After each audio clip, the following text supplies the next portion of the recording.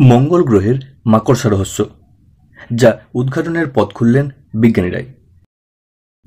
মঙ্গল গ্রহের মাকড়সাদের কথা প্রথম জানা যায় 2003 সালে। মঙ্গলের দক্ষিণ গোলার্ধে অনেকগুলি এমন মাকড়সার দেখা মেলে। এটা ভাবার কারণ নেই যে মাকড়সা মানে জীবন্ত মাকড়সা, বরং মঙ্গল গ্রহের খুব কাছ থেকে নেওয়া ছবি থেকে দেখা যায় মঙ্গলের গায়ে হুবহু মাকড়সার মতো চিহ্ন, যে মাকড়সার দাঁড়াগুলি প্রায় 1 কিলোমিটার করে লম্বা। এগুলো তাহলে কি?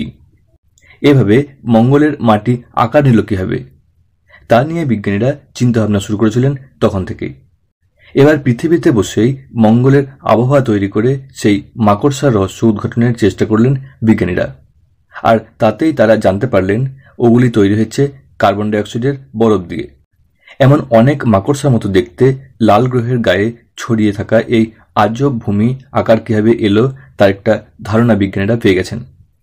মঙ্গলে প্রতি শীতে এই কার্বন ডাইঅক্সাইডের বরফ তৈরি হয়। পরে যখন কড়া রোদ এসে পড়ে তখন সেই বরফ গলে জল হয় না, বরং সরাসরি বাষ্প হয়ে উবে যায়, যেমন ড্রাই আইসের ক্ষেত্রে হয়ে থাকে। এই বাষ্প যখন লাল গ্রহে উবে যায় তখন তা বাষ্পীভূত হওয়ার সময় তার উপর থাকা মাটি ও বালি তুলে নিয়ে যায়। লাল গ্রহে যখন শীত কেটে যায়, বসন্ত আসে, তখন কার্বন ডাইঅক্সাইড বরফ উবে যাওয়া অংশে ক্ষতচিহ্নের মতো ফাটল দেখতে পাওয়া যায়। আর এই ফাটলগুলি পরবর্তী সময়ে মাকড়সার মতো দেখতে লাগে। আর এভাবেই লাল গ্রহের বুকে এমন নানা অংশে মাকড়সার মতো আকার দেখতে পাওয়া যায় বলেই জানাচ্ছেন বিজ্ঞানীরা।